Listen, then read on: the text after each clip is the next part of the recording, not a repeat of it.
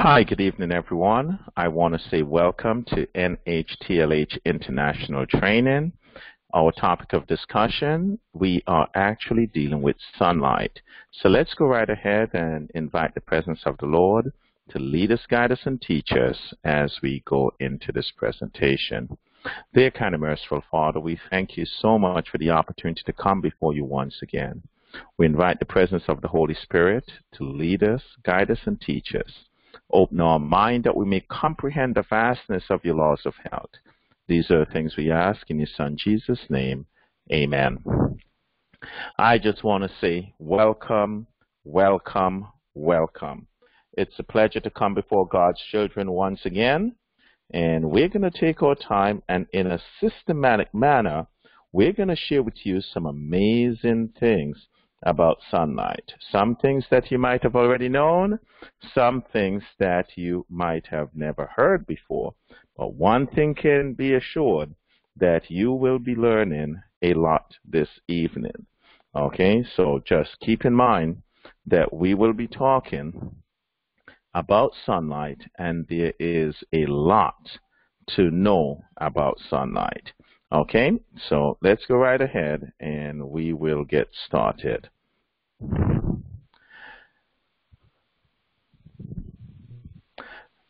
We first go to the Bible in Proverbs 26 verse 2 part B, and it says in Proverbs 26 verse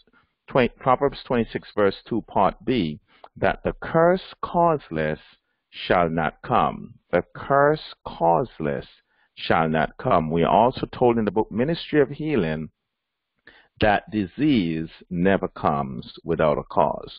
What never comes without a cause? Disease never comes without a cause. Now, one of the things that I've always learned is that it's always best to let the spirit of prophecy interpret itself. So just like the spirit of prophecy says in the book Ministry of Healing that disease never comes without a cause, we go back to the same Ministry of Healing for a definition of disease. And as we dig a little deeper, here's the definition that the spirit of prophecy gives us for disease. It says that disease is an effort of nature to free the system from conditions that result from the violation of the laws of health. So let's go back a little. Watch this. It says disease never comes without a cause. So then my question is, what is the definition of disease? And it comes back and it gives us a definition of disease, and it says that disease is an effort of nature to free the system from conditions that result from the violation of the laws of health. So then some people may say, now what are the laws of health? Does anybody know? And it says pure air, sunlight, abstemiousness. From time to time you may hear we use the word temperance. And basically what it means is that the things that are good you do in moderation, and the things that are bad you don't do at all. It's kind of pretty much simple and straightforward. Rest, exercise, proper diet, the use of water, trust in divine power, these are the true remedies. Well, saints, I just want to let you know that I would love for you guys to remember the first few slides where it talks about Proverbs 26 verse 2 part B, that the curse causeless shall not come. And then it comes back and say in the book Ministry of Healing that disease never comes without a cause. Then you come back and say, what is the definition of disease? It says that disease is an effort of nature to free the system from conditions that result from the violation of the laws of health. Then you ask yourself the question, what are the laws of health? Does anybody know? And it says pure air, sunlight, abstemiousness, another word for temperance, the things that are good you do in moderation, things that are bad you don't do at all. Rest, exercise, proper diet, the use of water, trust in divine power, these are the true remedies. Now, saints, one of the things I want you to do for me is to keep in mind, okay? Keep in mind that there's an order. Heaven has order. And when I say heaven has order, it basically also means that the way the Lord outlined things, there's a reason why he outlined them, and the order that he puts them in. For example, would you say that there's order to the 10 Commandments? Yeah, there's definitely order. You see that the first half of the 10 Commandments deal with the love of God. Okay? The second one basically deals with love to our brethren. So love to God, and we have love to our brethren. The way we relate to God in one half, and the way we relate to our brethren on the second half. And there's an order, okay? So with that being said, many times you see many individuals may want to put the trust in divine power first.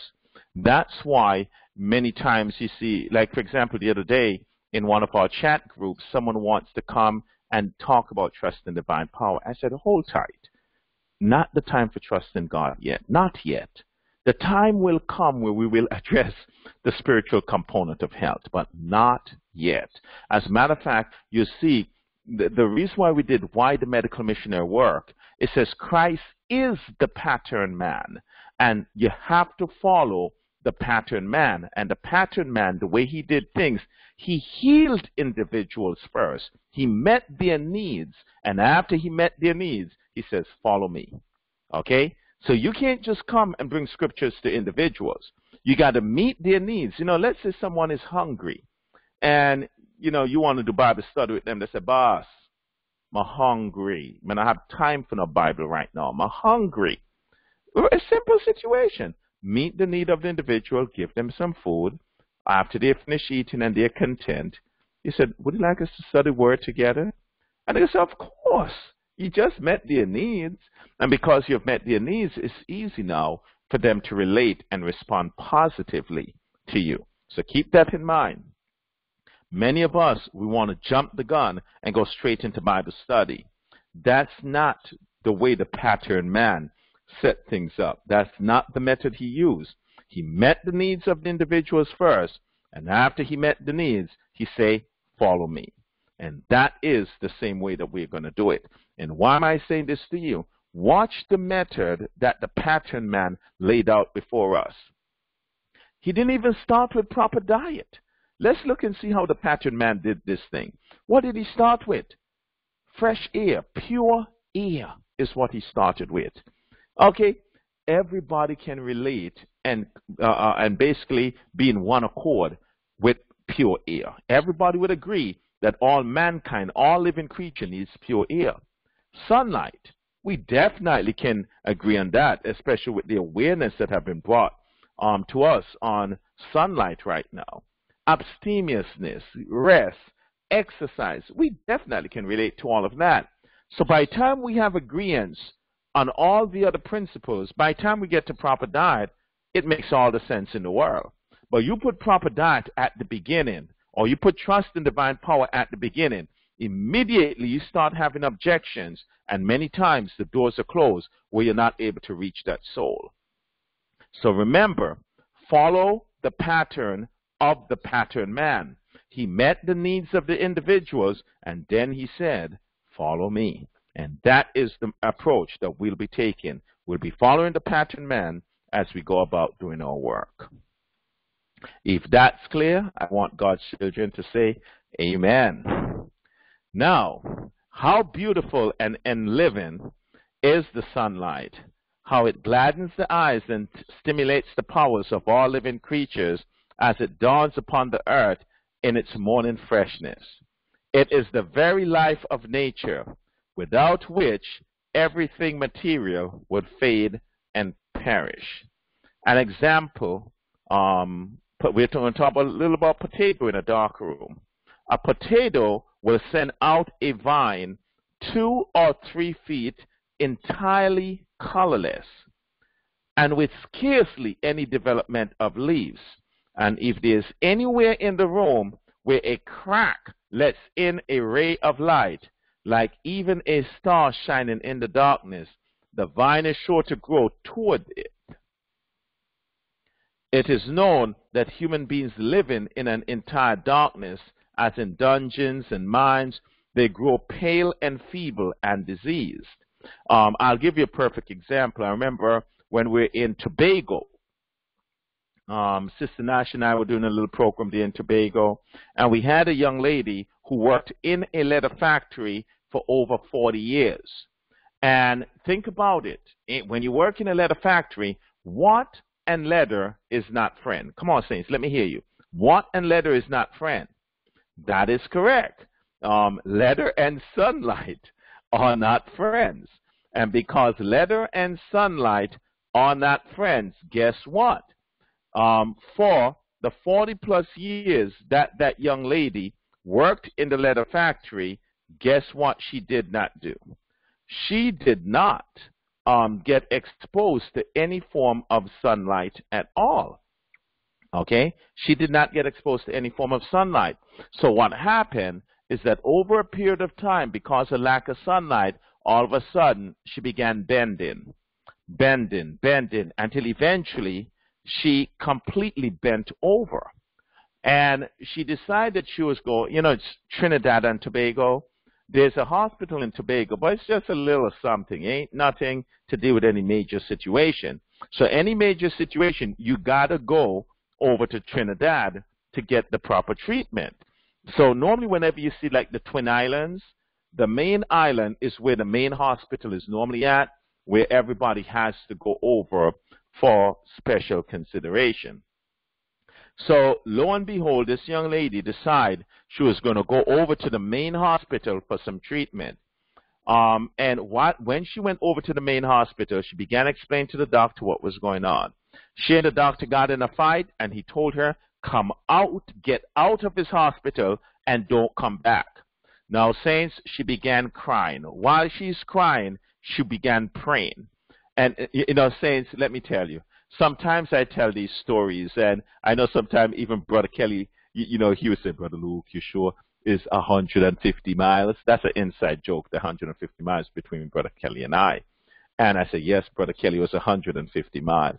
And so I'm saying this to you that sometimes some of you guys will hear these stories, and you're like, man, that's a powerful story. Where Brother Luke get these stories from? I wonder if he makes them up. Well, now, saints, I want to let you know I do not tell evangelistic tales. The stories that I'm telling you are literal, actual stories that literally happen, and sometimes you just got to be present to realize that these stories did occur.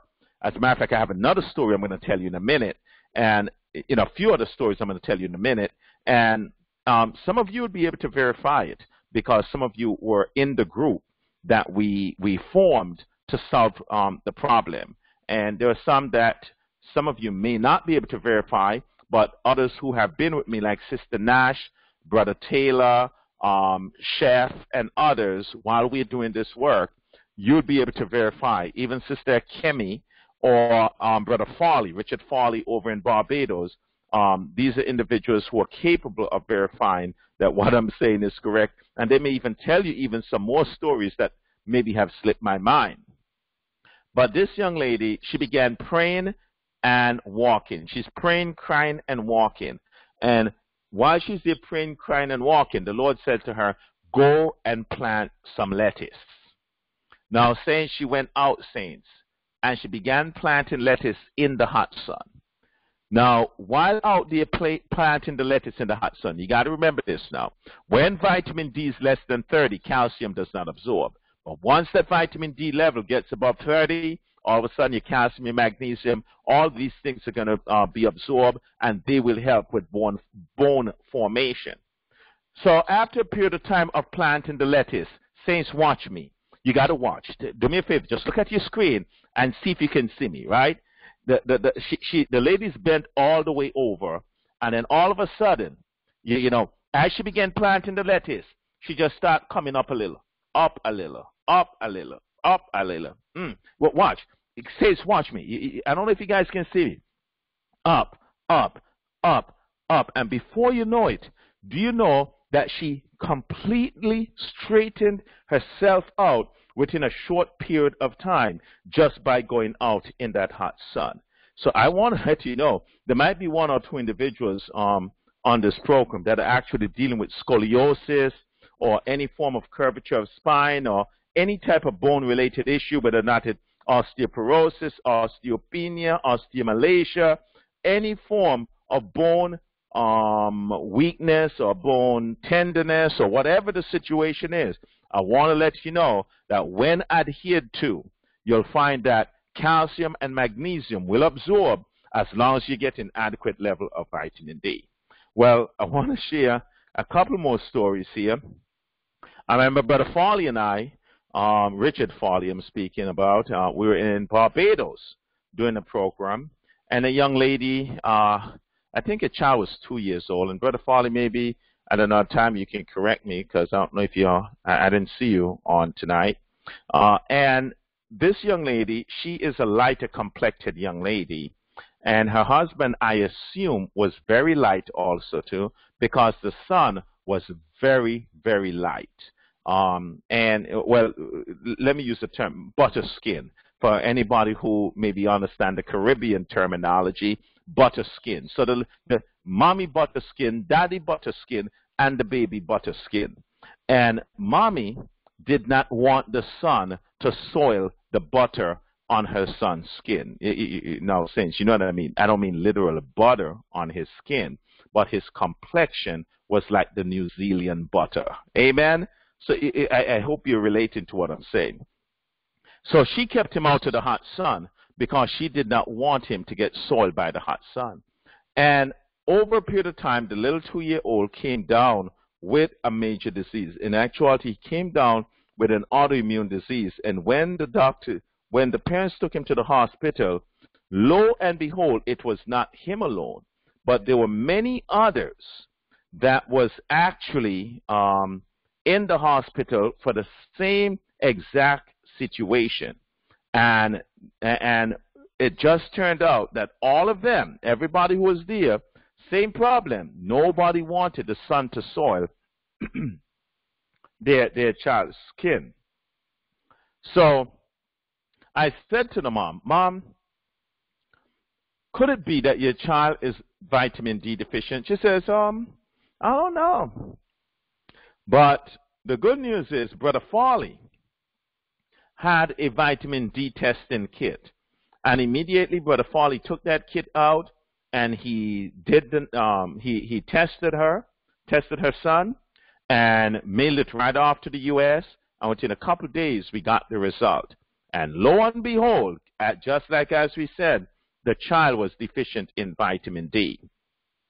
And what we did at that time, we went ahead and administered the vitamin D to that child, and lo and behold, guess what? That autoimmune condition, that rare autoimmune condition that child had, that nobody can figure out how to deal with it, completely went away once we got that child's vitamin D level up to par. And up to this day, I can tell you, that child is actually healthy and doing wonderful. And there were many other children in that medical facility with the same exact condition, because parents today do not want to let their child have access to sunlight. And while I'm on the topic, let me take advantage to talk about my Jamaican brethren. I can definitely tell you of my encounter with bleaching. I have never met a group of individuals like Jamaicans who love to bleach more. You know what I mean? To me, Jamaicans bleach more than anybody else on the face of the earth. I do not know what is happening to our Jamaican brethren. It's like they're going through an identity crisis, that they are not pleased or satisfied or content with the way that they were made. And as a result, as you look, they bleach left, right, and center. Saints, listen. The way that God has made you, the scripture says that you're fearfully and wonderfully made. And I want to encourage you, for the ones who have some melanin in their skin, I'm talking people of color, leave it alone, because it's a blessing to you rather than a curse. Amen?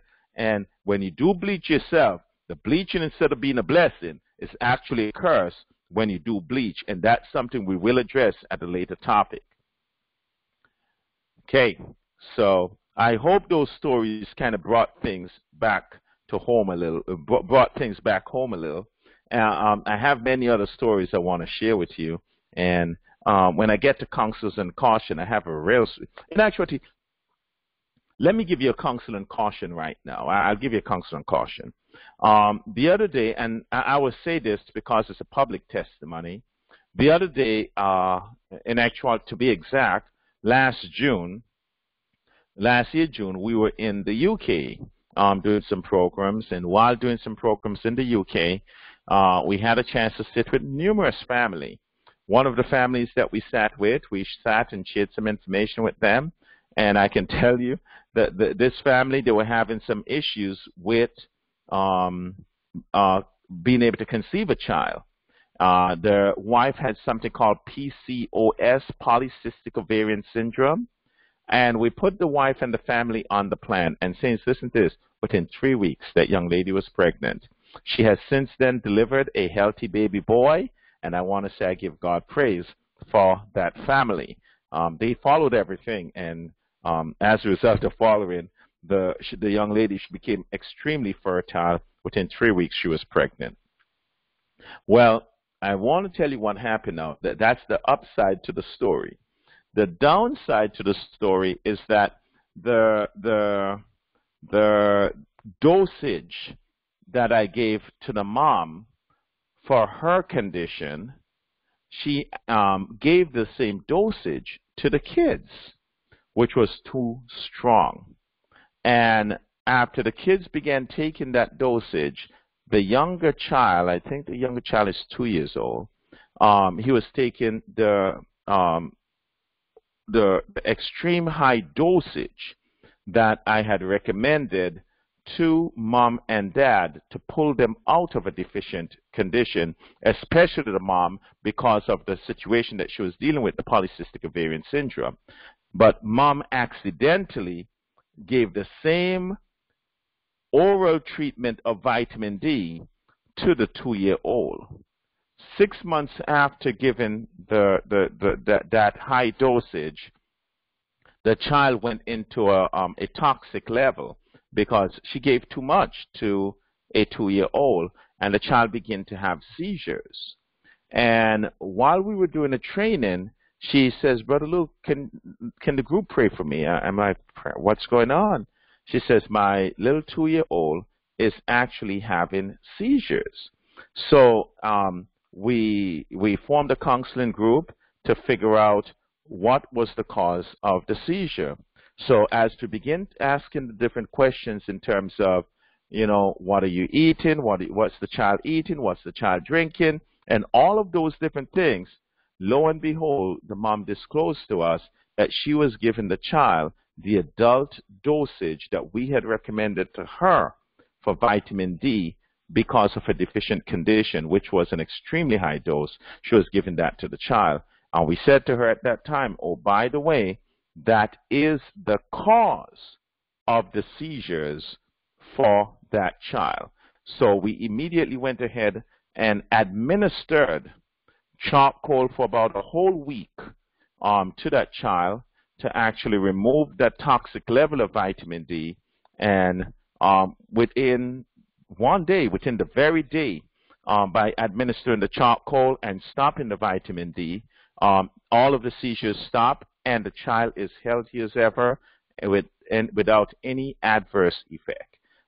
So I just want to tell you that they are counsels, they are caution. It's important to know the right amount. And I'll tell you the good news.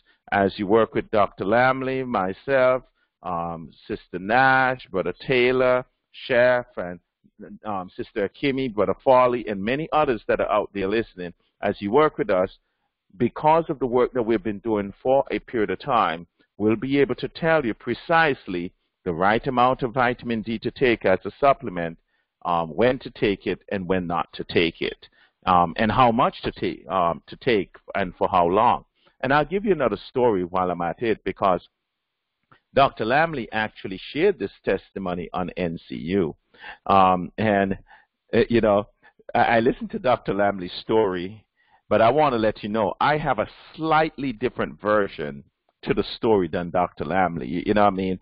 Her story was pretty good, but I have a slightly different version. And now that I have the opportunity to give my version, of the story, you guys are going to be amazed how my version go. And in my honest opinion, I honestly feel that my version is the correct version. I'm not saying that hers is not correct, but all I'm saying there's a little extra part that she missed, and it's when I respond to her in a certain way, and you guys will hear what I'm talking about. I remember I was in Jamaica, well, I don't know, maybe 9 years ago or something like that, and it was a good while. And what I would do is that every morning, early morning, as I walk around the play field in Portmore, right across from the Portmore SDA Church, there's a play field over there. What I would do is that I would do a little lecture. I'll do a health lecture on different topics, and if anybody has any question, they can come back every morning, and I'll be able to address them from time to time. Well, one day I'm doing this lecture, and I saw this young lady walked up to me, a fairly young lady, but she walked like an invalid. She walked like an old lady, you know, like kind of bent up and bent over and just kind of walked up, kind of crippled. And I saw she walked up. She listened the first day. She did not say anything. I did not say anything to her. But now, saints, let me tell you, I'm very observant. You know, if you guys are ever in a room with me, I'd be watching things and you'd have no idea that I'm watching. And I watched her come up and I watched her listen. And I'm like, okay, I'm trying to assess what was her situation. Second day, she came. Same thing. She watched, did not say one word. And then afterwards, she walked away, and I saw her start walking around the field by herself. I think by the third day, she came, and she would have heard enough now.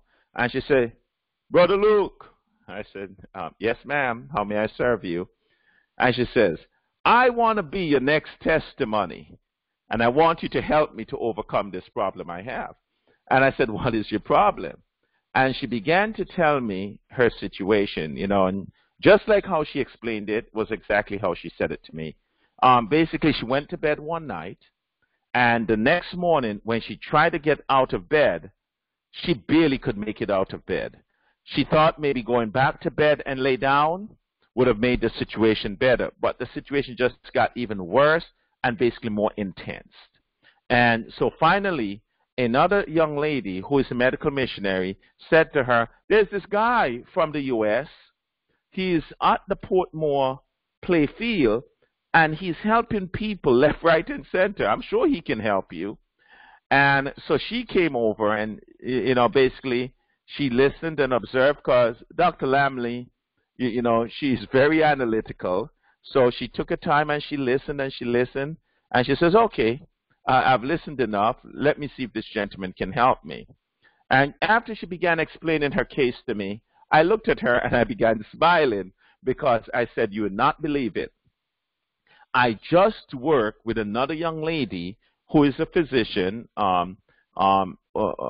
with the same exact condition who was able to completely reverse her situation. And her situation, she lacks sunlight. And I'm going to tell you something. After listening to you, your situation is that you lack sunlight. And listen to me now. You see that sick, crippled, bent up, twist up woman? She looked at me and she said, me?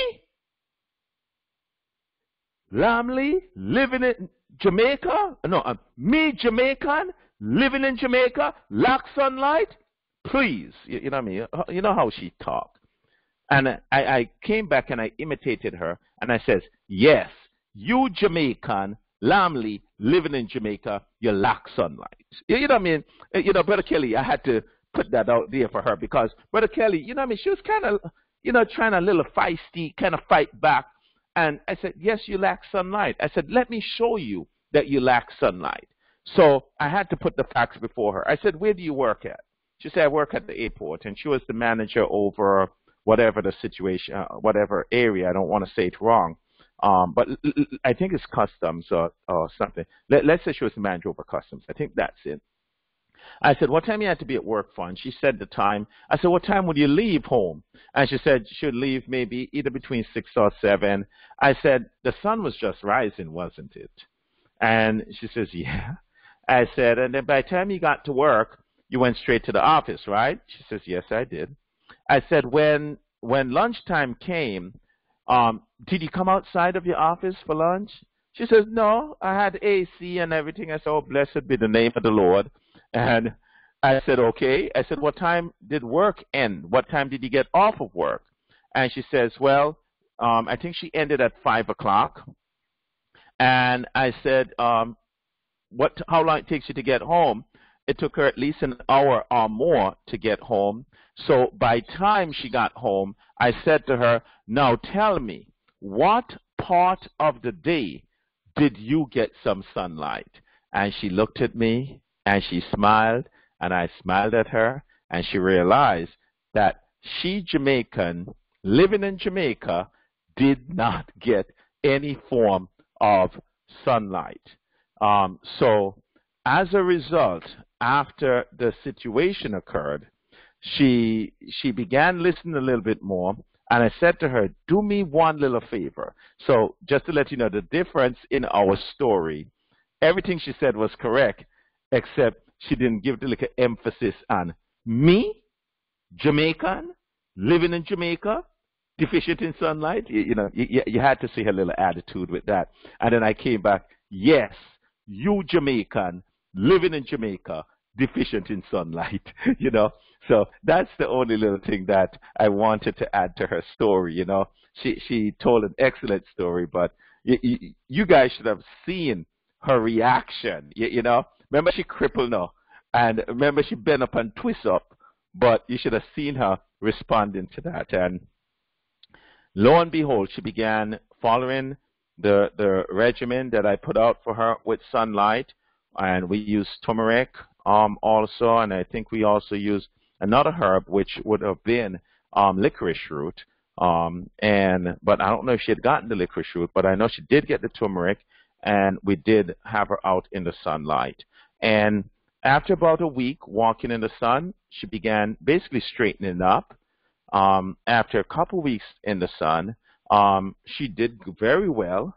After 3 weeks in the sun, she began doing amazingly, to the point she ended up calling a friend out at Dunn's River Fall and setting things up that we can actually take a tour out at Dunn's River Fall. And she wasn't able to, at that time, join us running around in the Dunn's River area and even climbing the rocks and so forth. But she was doing well enough that she took the ride with us. She walked the area, and at that time, she was walking uprightly. So I can definitely tell you that vitamin D deficiency does cause major issue. Boy, there's so many stories. Allow me to tell you maybe like 2 more stories. Saints, just bear with me tonight, but I'm just trying to bring home the importance of this vitamin D and sunlight, the importance of sunlight. Last year, a young lady came to me, and she said to me, James, my 94-year-old aunt is no longer walking. Can you help me? I said, okay. I said, can you tell me her story? And she said, my 94-year-old aunt and I walked into the nursing home.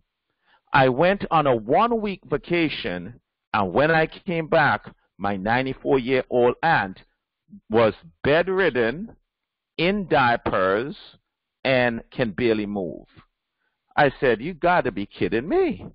She says, yes. I said, so let me ask you, did she walk in to the nursing home with you? She said, yes, she did.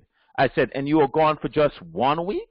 She says, yes, I was. I said, okay.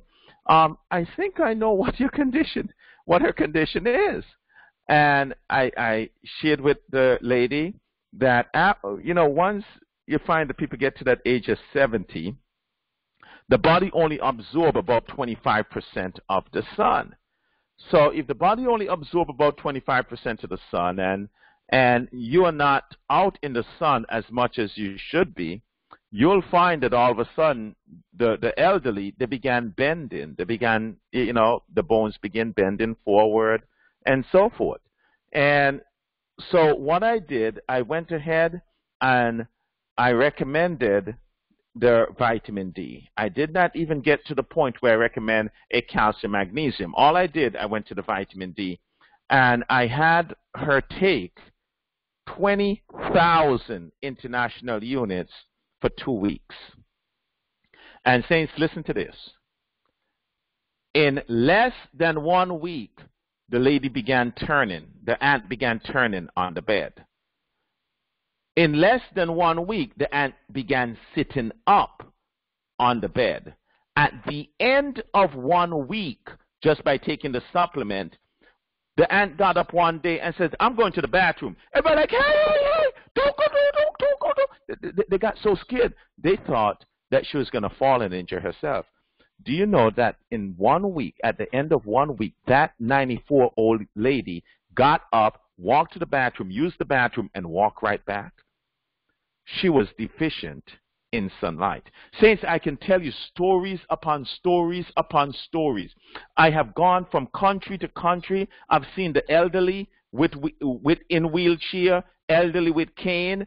After 1 to 2 weeks of either sitting in the sun or supplemental vitamin D, there goes the cane, there goes the wheelchair, there goes the walking stick, and the elderly is nice and strong without any adverse reaction.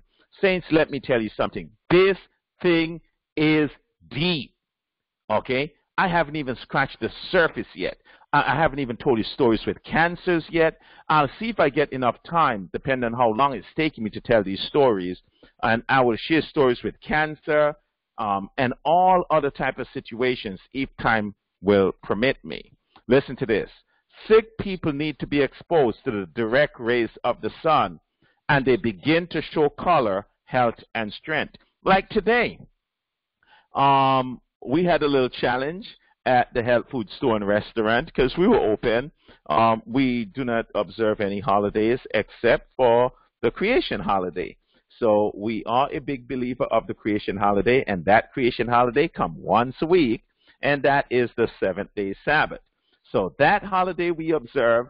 All other holidays, you know, we will support you in your decision.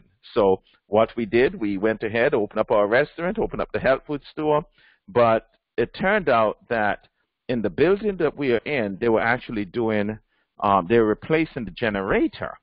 And so we were out of electricity for basically most of the day. And so we weren't able to do all that we wanted to do. But, oh, saints, you know, the story, where I was going, it kind of slipped my mind. But hopefully I'll get the story back and I'll come back to it. But I was going someplace and the thought just slipped me, dear. So let me move forward then. Okay, sick people need to be exposed to the direct rays. Oh, I know exactly where I was going. Thank you, Lord. Okay, and so as I said, that we were completely out of electricity and everything. So what I did my consultation out in the hot sun. The person, she looked at me, and I said, would you like to sit in the sun with me? She says, Brother Luke, I'll sit in the shade. You can have the sun. So I put her chair in the shade, and I was out in the direct sun, and I sat out in the direct sun for over an hour, getting that direct heat. And so I want to encourage individuals that is listening to this program right now, that spend some time in the sun. And you know what I did while I was in the sun? I had my bottled water with me, so I can, so I was taking, several mouthfuls from time to time. And if individuals are wondering the best way to drink water, take 2 mouthfuls every 10 minutes. And the reason for that is the body can only handle 2 ounces of water at a time. So if you flood the cell by giving it too much water at any given time, you will find that you will urinate all day long. But if you just bring it in gradually, 2 mouthfuls every 10 minutes, you'll find that you can probably drink as much water as you want, and you'll be lucky if you ever use the bathroom, simply because of the fact the body would have absorbed all of that water that you brought in, because you'd have brought it in at the right level. Am I making sense here? So I just want to tell individuals who are listening right now that on your lunch break, have lunch in the hot sun. You know what I mean? You get a 15-minute break at work, 20 minutes, 30 minutes. Go out in the hot sun. Spend time in the sun. And you will understand why as we push forward. Tell you a story, and this is a story that Sister Nash had a chance to experience, and it's an amazing story as she shared this story with us. And listen to this. This is a sun cure story. One of the ablest lawyers in a country became a victim of long and hard brain labor. As a matter of fact, what we found, most medical professions or attorney, because of the way they work, many times they never get a chance to see any sunlight. So many attorneys are at major risk of chronic vitamin D deficiency. And so listen to this right here. One of the ablest lawyers in a country became a victim of long and hard brain labor and suffered with partial paralysis. The right leg and hip were reduced in size with constant pain in the loins. He was obliged in coming upstairs to raise the left foot first on every stair, dragging the right one after it. Pale, feeble, miserable, he said he had been failing several years and resolved to think that his work was done. At 60, he found himself worn out. He was directed to lie down under a large window and allow the sun to fall upon every part of his body. At first, 10 minutes a day, increasing time until he could expose himself to the direct rays of the sun a full hour. His habits were not essentially altered in any other particular way. In 6 months, he could run up the stairs like a vigorous man of 40 and declared with sparkling eyes, "I have 20 years more of work in me." Saints, you didn't hear what I just said a while ago. Listen to me. The man a drag a foot. He a drag a foot, and can't make it up the stairs. After 6 months of sunlight, the man a run the stairs like a young boy. Saints, let me tell you something. You see this thing about sun? It is deeper than you can ever imagine. Listen to this. We're going to question 1 and 2. And listen to how the Lord put this thing together, okay? He says, the day is thine, the night is thine. Thou hast prepared the light and the sun. Truly, the light is sweet, and a pleasant thing it is for the eyes to behold the sun. Man, them scriptures sweet can't done. Sweet, sweet, sweet, sweet, sweet. Listen to this now. And I want to let you hear how the Lord speaks to Sister White in terms of describing the sun. Listen to this. We're going to start with number 1. Sunlight would give life and strength to the emaciated. What will it do? It will give what? Life and strength to the emaciated. Now, this is one of my favorite quotes. If it's not my favorite quote in sunlight, it is one of my favorite quotes. Listen to this. Sunlight. This is one of nature's most healing agents. Saints, you didn't hear me tonight. Come on, Saints, you didn't hear me tonight. Let me repeat that one more time. Sunlight. This is one of nature's most healing agents. Saints, listen. Whatever you do, being men and women of color, or even if you're a man or woman that does not have the melanin in your skin, you definitely need that sunlight. And the best time to get that sunlight is when the UVB rays is at its highest. The best time for that, and let me give you that time, the best time if you're in the Caribbean is going to be roughly, depending on where you are in the Caribbean, like Jamaica and Antigua and Trinidad and these places, roughly between the hours of 9 and 3 when the UVB rays is at its highest. Now, if you're in the States, depending on where you are in the States, roughly between a 10 to 2 is fine. And if you're in the UK, it may vary slightly depending on the hours of your sunlight, because you guys do have some extended hours of sunlight. So let's go on here. Vitamin D enhances, listen to this, vitamin D enhances muscle mass, muscle strength, and even the heart muscle. So it makes sense why that attorney was able to run up the stairs like a young boy and said that he has been healed and he has about 20 years left. in terms of its work. Question 3. Is vitamin D really a vitamin? If not, what it is? The first thing you're going to realize is vitamin D is not a vitamin. What is it? It's a hormone. And let me tell you, because it's a hormone, basically every hormonal issue that both men and women have, especially women, will always be directly related to vitamin D insufficiency, not having adequate level of vitamin D. Boy, let me see. I'm struggling to decide which story to tell you because there's so many that I can tell you when it comes to vitamin D. Let's continue, and hopefully I'll find another place to put it in. There's a receptor site for vitamin D in every cell of the human body, from your brain to your bones. When the sun hits the skin, it converts cholesterol onto the skin into a pre-hormone that aids with the production of vitamin D after its hydrolyzation, both by the liver and the kidneys. Pre-vitamin D is carried to the liver and undergo a process of hydrolyzation from the liver. Then it goes to the kidney that activates it into a substance to form the active vitamin D, which is 1,25-dihydroxy vitamin D. Where one has liver problems or kidney failure, vitamin D cannot be produced in the body. Thus, those individuals will need some level of vitamin D supplementation. Vitamin D is a steroid hormone that stimulates the vitamin D receptors that is in the nucleus of the cells that regulate what we now know to be at least 2,000 human genes in a wide variety of tissues, all of which helps to maintain normal body physiology. What are some of the symptoms of vitamin D deficiency? Muscle weakness, muscle pain, pain in the joints, neuralgia, osteoporosis, osteopenia, osteomalacia. Watch this.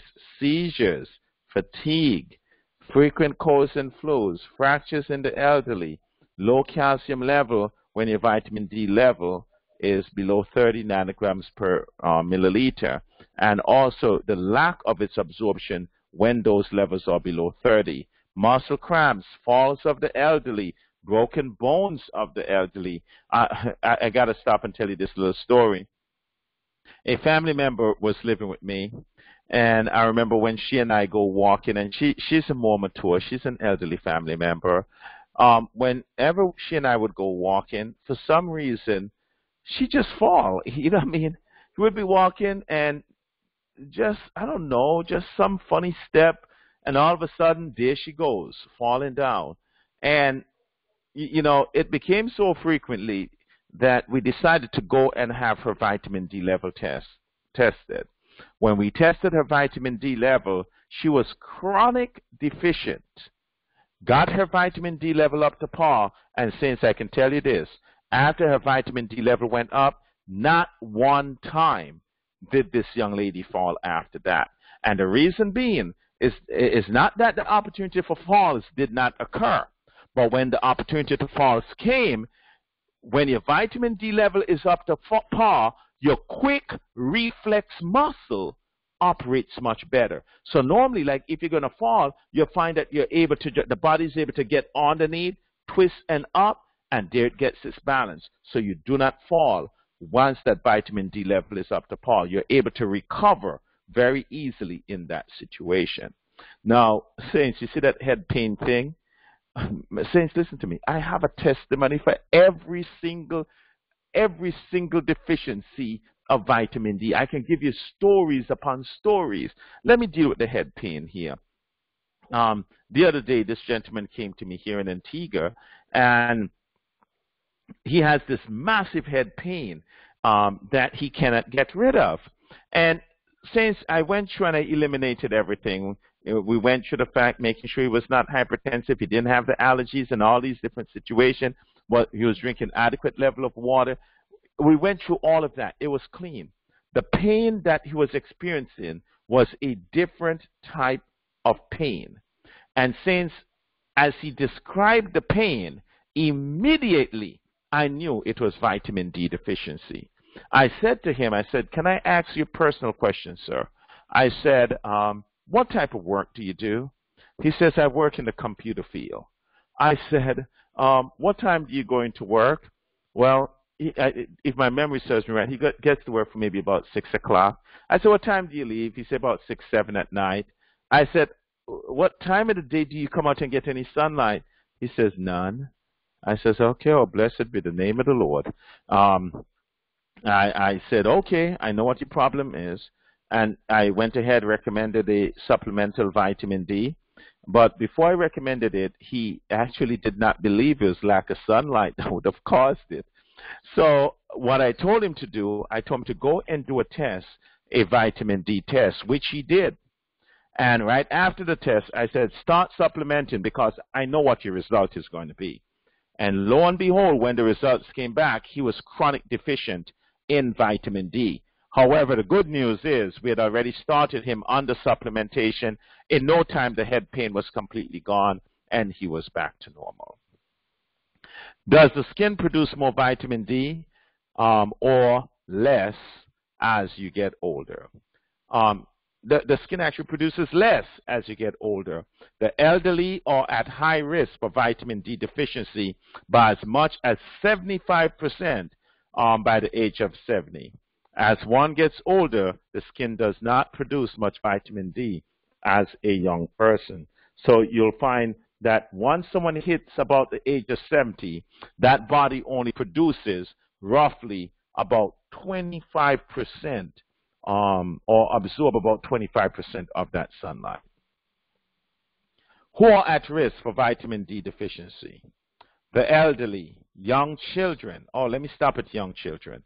I have a good friend of mine, and she's a physician in Augusta, Georgia. And I did a presentation on sunlight up in New York where she was present. And after she heard that presentation, she decided that when she go back to her office, she's going to start testing she's going to test everybody, including kids. When she began testing the kids, I think she was in Pennsylvania at that time, almost every single child that came to her in Pennsylvania was 100% deficient in vitamin D. So she began supplementing. And you know something? Even up until this day, that physician, she's now in Augusta, Georgia, every person who go to her, be it child or adult, standard test, she tests everybody for chronic vitamin D, for vitamin D deficiency. And lo and behold, the kids are chronically deficient because kids are no longer playing outside, but what are they doing? They're all on the computer or on these smartphones, and they're inside. They're out of the hot sun. It's not like when you and I were child, where we used to go outside and we playing jam pee-pee. I wonder if you guys know what jam pee-pee is. Well, if you don't know jam pee-pee, we used to play like top and marbles, and all these different fun things, but we were out in the sun as children. We didn't have the toys that kids have today. Our toys were mainly nature is what we used. The chronically ill and the malnourished, as they are institutionalized, they should be outside under the trees, laying on the ground, in beds, in the garden, because that's where the doctors are. Dr. Sunlight and Dr. Fresh Air. That's where the doctors are. The doctors are on the outside. Remember that. The sick benefits from sunlight. I want to tell you a little story here of Florence Nightingale. In 1863, she wrote of the benefits to patients who were near the windows in the hospital and got sunlight. It was found that patients who occupy well-lit rooms recovered quicker and better than those occupying rooms which were destitute of sunlight. So I remember the other day I was reading an article that was coming out of the UK, and one of the things that you'll find that places like the UK and America and France and these places have done, they have actually stopped fresh air and sunlight from coming into the hospitals. And as a result, you find that they began having all these crazy type of infections that were coming in, and they finally came to the conclusion that the error is that they lack fresh air and sunlight from coming into the hospital. And I saw a major article was written for renovation of the windows that they had in those facilities. Vitamin D deficiency. Who are at risk for vitamin D deficiency? The obese is also at risk because vitamin D deposits in large body fat stores and is not readily bioavailable. You got to remember that vitamin D belongs to a group that is basically considered a fat-soluble group. It's called ADEK, vitamin A, D, E, and K. A, D, E, and K. It's called ADEK. And these vitamins, they are fat-soluble, meaning that in order for them to absorb, they love fat. So as you give them fat, they absorb very easily. But one of the things that you'll find, if someone has extra blessings on them, meaning if they're overweight, they're obese, these individuals, when they get that sunlight, that fat will grab the vitamin D, holds it, and will not let it become available to the body. So people who has that extra blessings on them, they would require more sunlight than the average person because the fat tends to grab the vitamin D and holds it for itself. So they need to actually step up even a little higher to make sure that they have some extra in that situation. Persons who are dark skinned, the high level of melanin requires 3 to 6 times more sun exposure to get the same amount of production of vitamin D. Those using certain types of medication. So one of the things you'll find is that anticonvulsant medication, Dilantin, steroids, these tend to interfere with the physiology of vitamin D. And as I mentioned to you before, persons with liver or kidney failure. Question for you. Would you like to save over 1 million people every year? So quick question for you. Would you like to save over 1 million people each year? I want to let you know that you can. And I'm going to share with you how you can in 1 quick minute.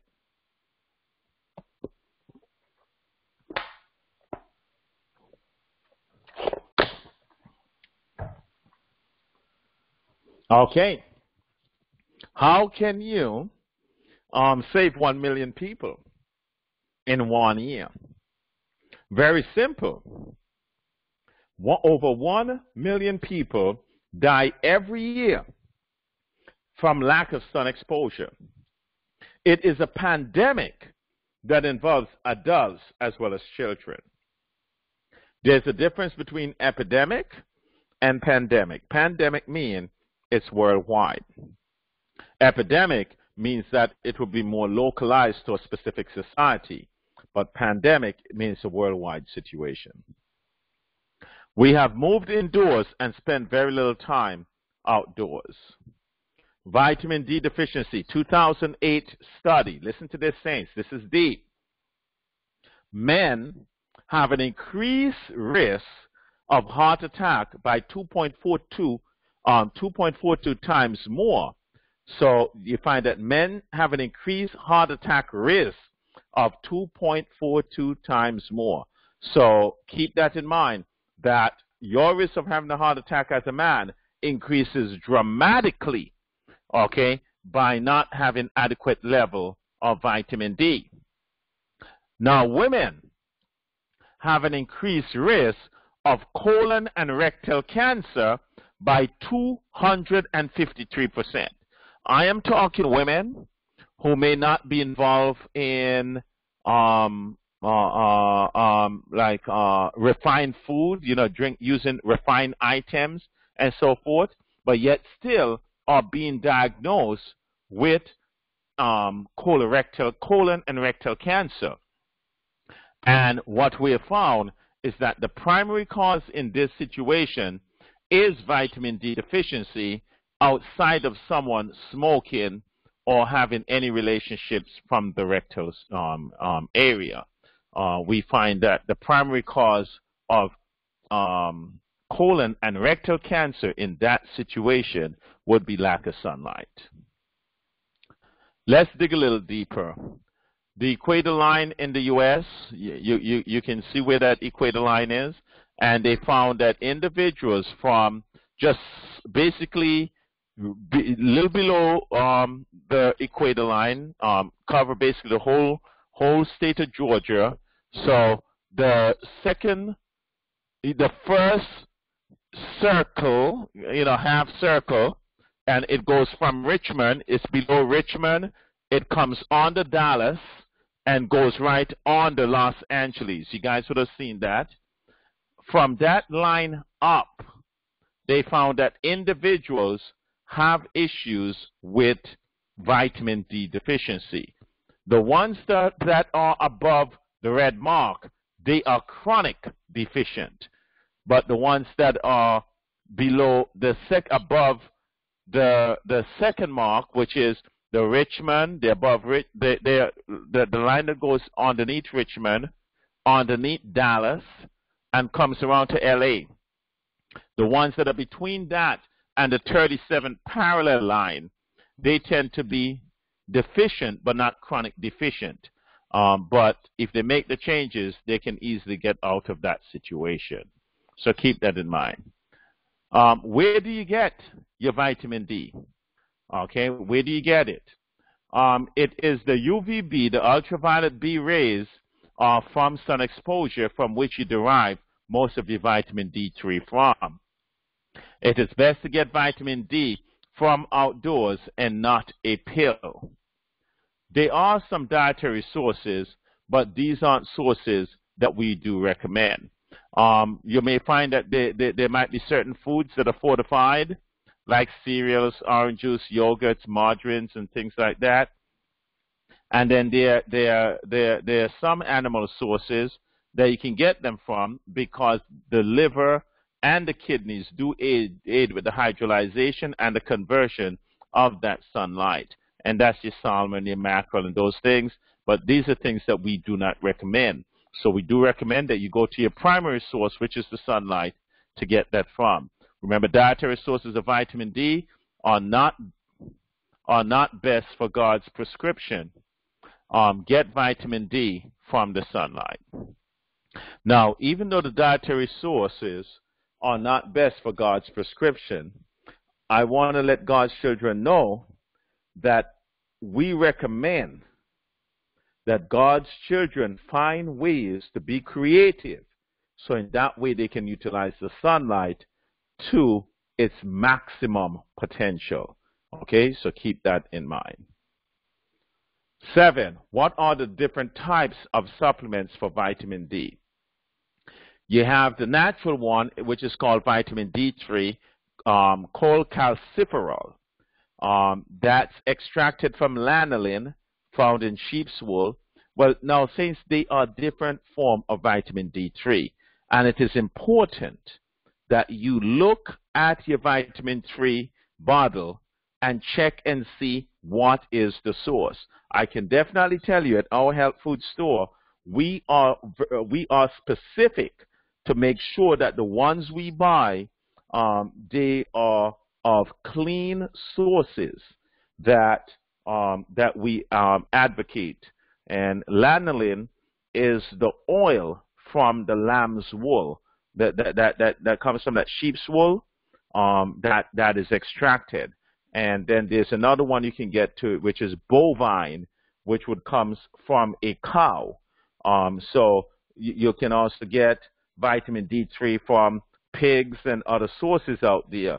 So you'll find that if you do not see the source of your supplemental vitamin D, be it lanolin, which is going to be the lamb's wool extraction, or bovine, which means it's going to come from some form of cow-related type situation, know that it's coming from a pig or some other form of unclean sources. So keep that in mind if it's not specific.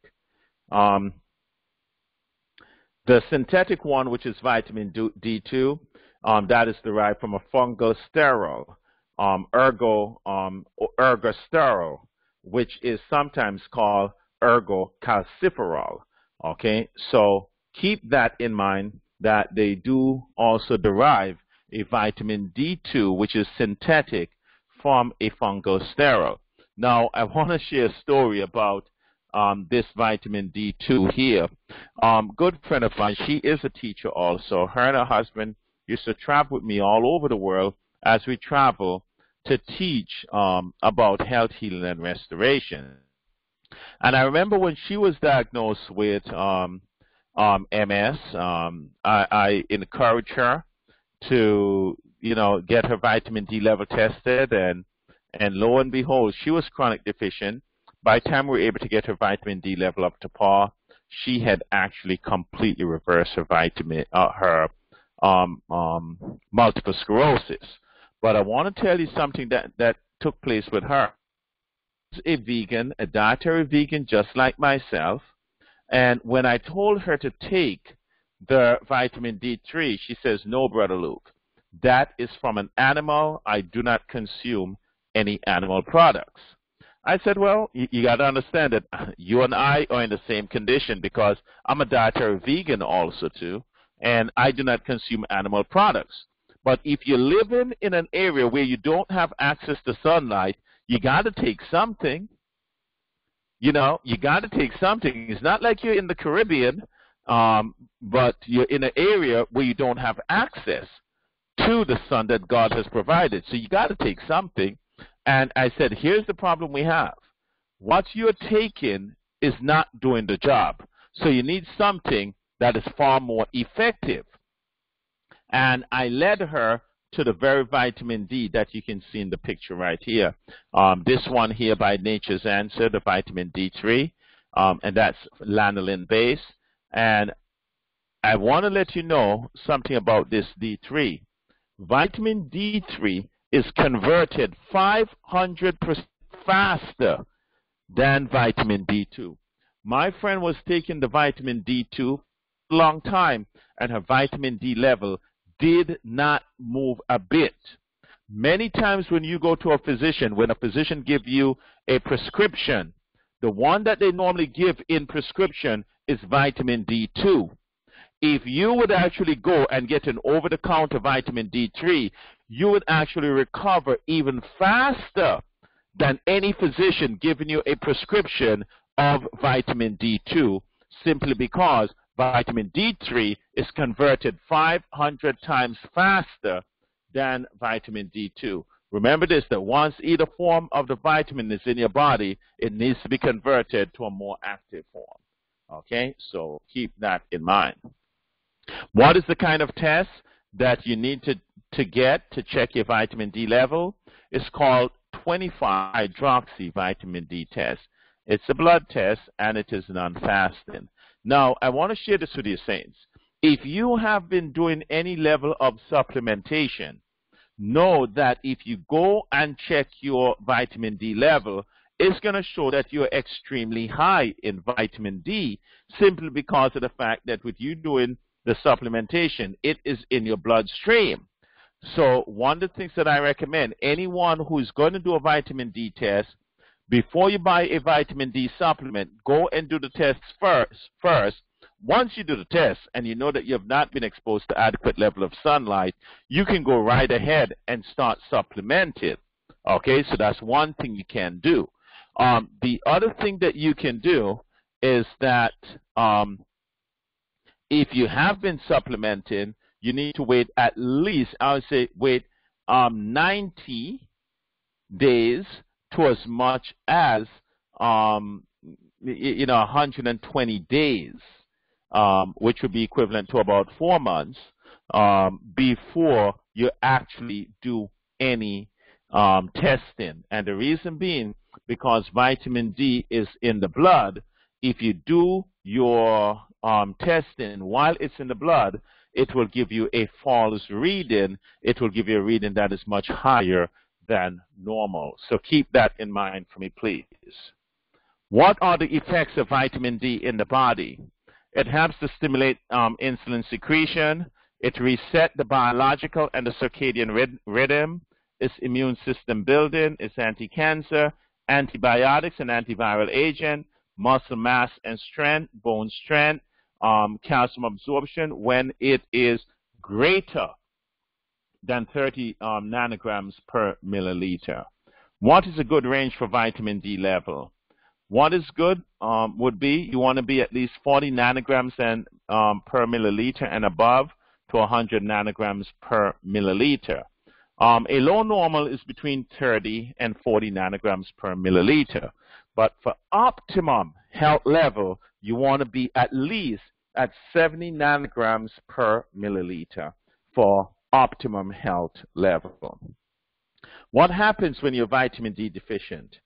Calcium does not absorb when vitamin D is less than 30 nanograms per milliliter. Vitamin D facilitates calcium absorption through the small intestines. Lower immune system, higher risk of disease, weak bones and teeth, arthritic pains about the body, frequent colds and flu.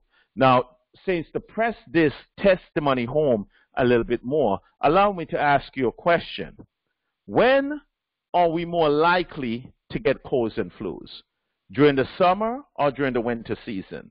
If you stop and think, we're likely to get colds and flus during the winter season.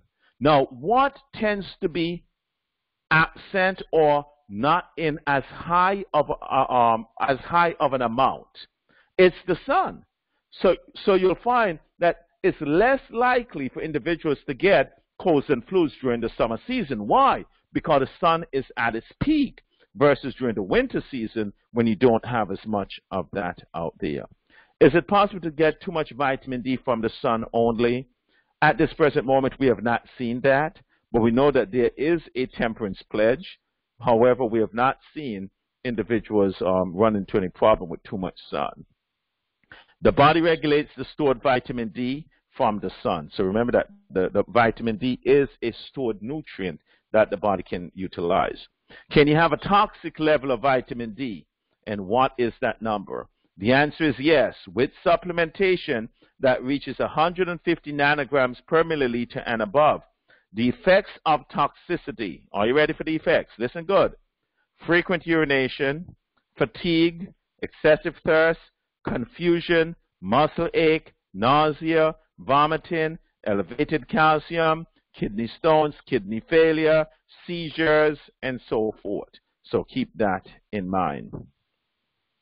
Mention a few diseases that are caused by vitamin D deficiency. I'll just go through just a few. I'm not going to really go through a lot of them.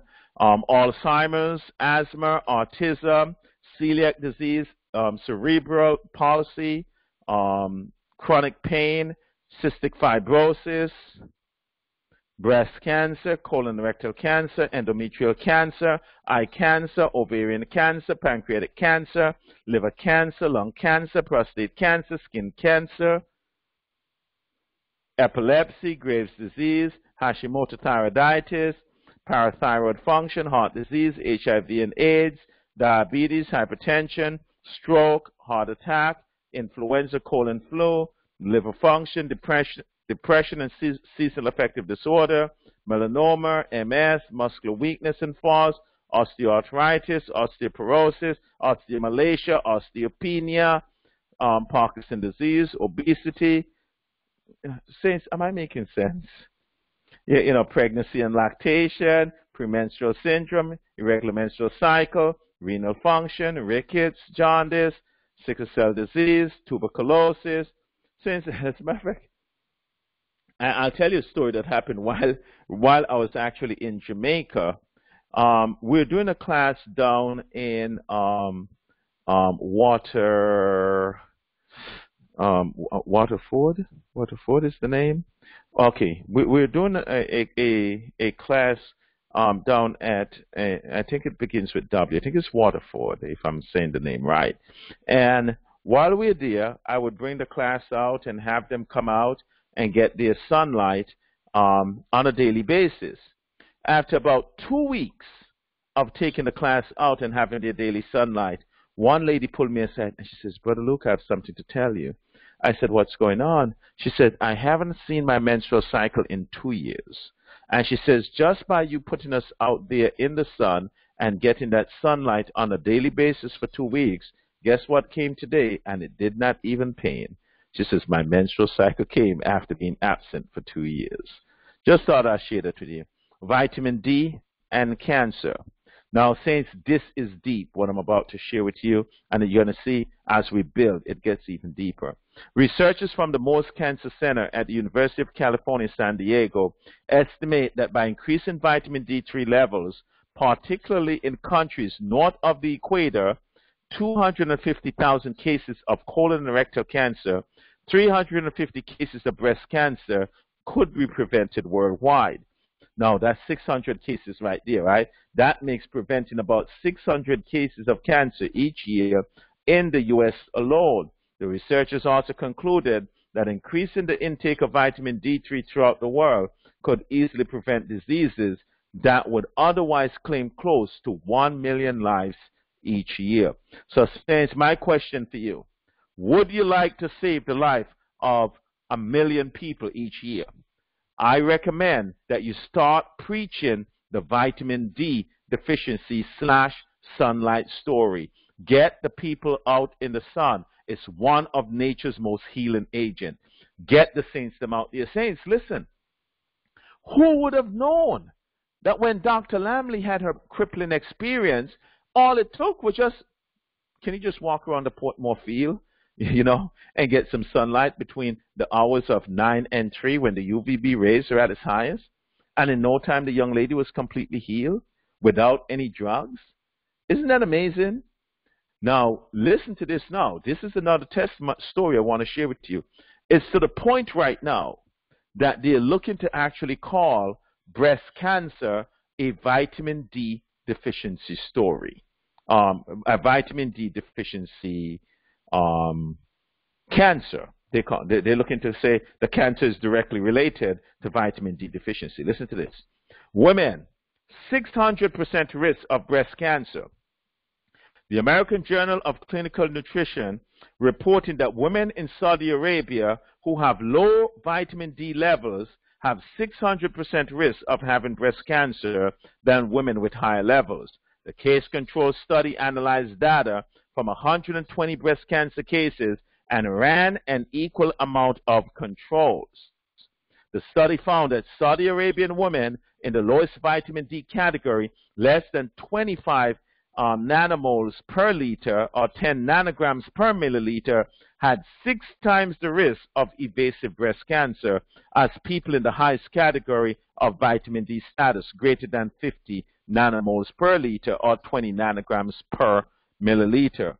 And listen, I want to add, another research that I looked at, it says that if a woman is deficient at the time of diagnosis, she's at risk of dying. She's at risk, 73% risk of dying within 10 years of diagnosis if she is deficient in sunlight. So, saints, see this vitamin D plays a major role. Remember this, regularly spending even relatively short intervals of only 15 minutes or 45 minutes to 1 hour a day in the sunlight allows the body to produce vitamin D, and having adequate vitamin D3 levels can drastically reduce your risk of colon and breast cancer. Sunlight and cancer. There are about 18 different types of cancer most strongly linked to low levels of vitamin D. The biggest cancers that are directly linked to vitamin D is breast cancer, colon cancer, lung cancer, and prostate cancer. And since I can give you stories done in each of the specific area. Vitamin D has a protective effect against cancer in several ways, increasing the self-destruction of mutated cells, which, if allowed to replicate, could lead to cancer. It reduces the spread and reproduction of cancer cells. Causing cells to become differentiated, cancer cells often lack differentiation, reducing the growth of new blood vessel from pre-existing one, which is a step in the transition of dormant tumors turning cancerous. Sun exposure do not give skin cancer. However, sunburn would increase the risk of less serious skin cancer like basal cell carcinoma, not melanoma. Omega-3 fats that you can get like from flaxseed, walnut, almond will drastically cut down your risk of skin cancer. One cancer research found that omega-6 fats that you get from vegetable oils like corn, soy, canola, safflower, sunflower oil stimulate the development and progression of a range of human cancers, including melanoma, while the omega-3 fats inhibit it. How much time does a person need outdoor daily to get an appropriate amount of vitamin D? Now, if you are a white person, I'm talking to Caucasian folks, okay, about 15 to 30 minutes daily. If you are a man or woman of color, you will need between 45 minutes to an hour and a half. Basically, you need between 3 to 6 times more sunlight than a Caucasian person simply because of the melanin that is within your skin. Sun exposure between the hours of 9 a.m. and 3 p.m. when the UVB rays is at its highest is the best for the people right now in the Caribbean region. What can hinder UVB rays? Cloudy sky, rain, smog in the atmosphere, wearing some form of sunscreen. A lot of our ladies today, they put their powder on their face, they put their cream on their face, and all of these items have these sun blocks or sun blockers in them. I would recommend to our ladies, do not put anything on your face, because one of the things you need to be aware of is that the skin is the largest organ in the human body. Anything you put topical will go into the bloodstream. So I would recommend just clean the skin, and there's some natural oils that we can recommend that would work wonders for you without the use of you having to put any type of sunscreen, sunblock, or these powders that will not cause the pores to breathe properly. I would recommend you can consider not putting these items on your face or on your body in general. Sunlight through glass, UV resistant umbrellas. I can't take the sun. What shall I do? Some people may be sun sensitive because they are not used to the sun. Medication that they may use, particular illness or chronic vitamin D deficiency. Therefore, we recommend be exposed to the sun gradually. Supplement initially to build up vitamin D level so that you can eventually tolerate the sun. Let everything be done in what? Moderation. Avoid getting sunburned.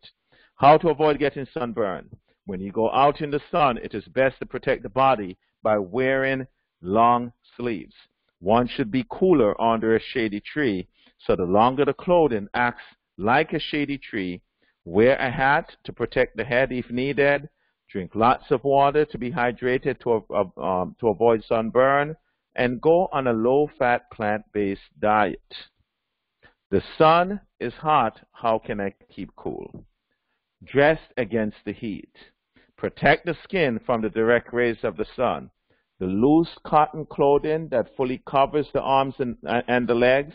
In countries where the weather is very hot, clothing is loose-fitting and covers the body well. Use breathable fabric such as cotton, wool, silk, linen, and bamboo. Choose light colors that reflect the heat and thus keeping the body cool. Do not use any poly blend like polyester, nylon, and those specific items. Avoid getting sunburn. The more antioxidant eaten from fruits and vegetables, the lower your risk of sunburn. For examples, all of your berries, your raspberries, strawberries, blackberries, blueberries, your plums, orange, red grapes, cherries, kiwi, grapefruit, pink one, garlic, onion, kale, spinach, Brussels sprouts, broccoli, beet, red pepper, onion, organic corn, eggplant. These items are high in antioxidant that actually lower your risk of being sunburned. Where was the human designed to live? Outdoors. Parents should let their children play freely in the sun. Girls especially should be encouraged to go outdoors simply because our young ladies tend to be at risk for hormonal imbalance. Remember, how does the body know that every 28 or 31 days to have the menstrual cycle come? The sun and the moon carries times. And if our ladies are avoiding the sun, there's no way their body will be able to maintain proper time. So that's why it's important for our ladies to get adequate level of sun exposure. What is the daily dose you need to take to increase your vitamin D?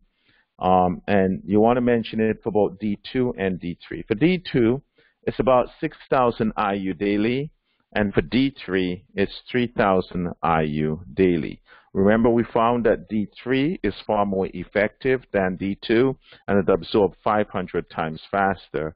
So that's the difference for the numbers. So just keep that in mind. In treating disease, age, if you have kids that are below 5, they should take 35 units per pound per day. Ages 5 to 10, 2,500 units is what's recommended. Adults, 5,000 units is recommended. A pregnant woman, 5,000 units. Remember, there's no way to know if the above recommendation are correct. The only way to know is to test your blood. You may need to increase the amount recommended above.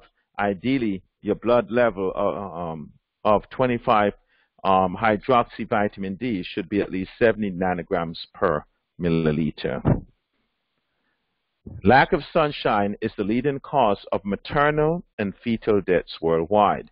Preeclampsia is a deadly condition that can cause both the baby and the mother to die. It affects as many as 7% of the first pregnancies and can progress to eclampsia, which produces seizures and often fatal complications of the liver, kidneys, lungs, blood, and nervous system. Eclampsia causes 15% of maternal deaths during pregnancy. Lack of sunshine is the leading cause of maternal and fetal death worldwide. Symptoms of preeclampsia: soaring blood pressure, swelling of the hands and feet. Maternal and fetal illness and death worldwide is conservatively projected to be to contribute to about 76,000 each year. What is one of the most healing agents of nature? The sunlight. So remember this: the shady trees around our dwellings have done much to make our wives and daughters pale, feeble, and neuralgic. So remember, get out into that sun, you feeble ones, and take from God that which nature has given us. Get that sunlight. 19. People who are sick should only be exposed to the sunlight and fresh air in minimal amount. True or false? That would be false. Why? When someone is sick, you want to put them where the doctors are and put them outside. Put them outside, let them get the sunlight, let them get the fresh air, because that's where the physicians are. What should we do in order to abound in health and cheerfulness? Spend much time outdoors in the sun and fresh air. Light promotes gladness and consequently healthiness of body and soul. As the flower turns to the sun, and that the bright beams may aid in perfecting its beauty and symmetry, so should we turn to the Sun of righteousness, that heaven's light may shine upon us, that our character may be developed into the likeness of Christ. Amen. Now, here's what I want you to do for me now. Turn to your lifestyle assessment form on sunlight. How much sun exposure do you get per day? What should be a minimum amount for a person to get who has dark skin? Light-skinned individuals need roughly about 10 to 15 minutes of sunlight per day. Darker skin, we're talking black folks. The first one we're talking about, white folks. Darker skin individuals need 6 times more, roughly, so about 45 minutes to about an hour and a half per day is what people of color will need because of the melanin in their skin. Do you sunbathe? What time of the day would you recommend a sunbath? It is best to get the sun between the hours of 9 and 3 when the UVB rays is at its highest. Now, you'll find that we have 10 and 2. It all depends on where you are around the world. If you're in the Caribbean, 9 and 3. If you're in certain parts of the U.S., it's between 10 and 2. So either answer will be correct. We'll accept all of the above. Do you wear short sleeves? How can short sleeves cause health problems? When out in the sun, it is best to protect the body by wearing long sleeves as well as long pants. We would be cooler under a shady tree, so the longer the clothing acts like a shady tree. When the arms and legs are left bare, they become colder than the body. This causes the blood to stay more in the central body and head. Excess blood in the head produces headaches. In the chest, it produces cough, various types of discomfort in the intestinal tract, and inefficient cleaning of the blood in the kidneys.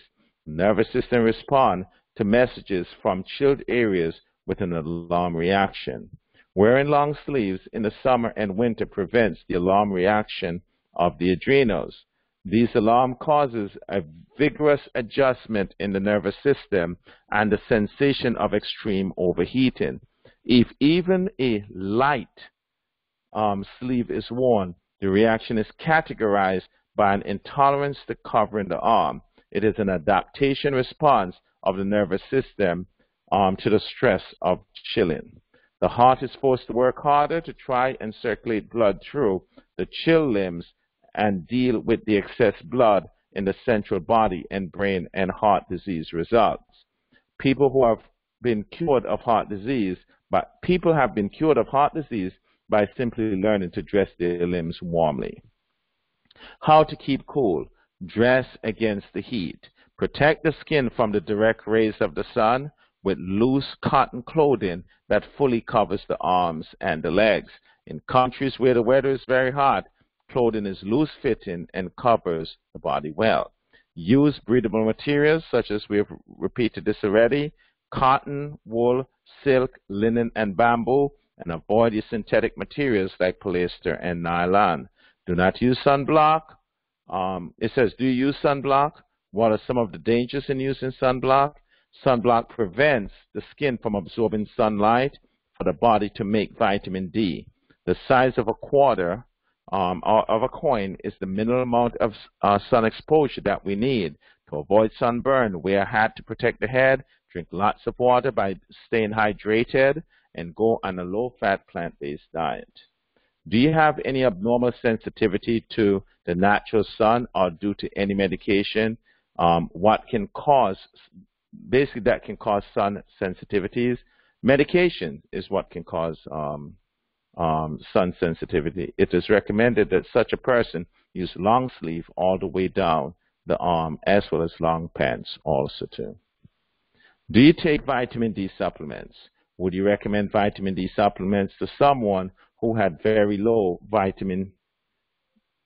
levels of vitamin D? The answer is yes. Vitamin D supplement may be required in cases where the person is low or in treating disease. Optimal vitamin D levels should be between 70 nanograms per milliliter and 100 nanograms per milliliter. Lots of diseases are caused by vitamin D deficiency. It is always better to get the light from the sun. Do you have any family history of skin cancer? Do genetics play a role in skin cancer? The answer is no. Now, since we are at the end of our sunlight presentation, so what I'm going to do now, I'll go right ahead and I'm going to turn off the recording, and we will start with the Q&A, and then we'll end with prayer.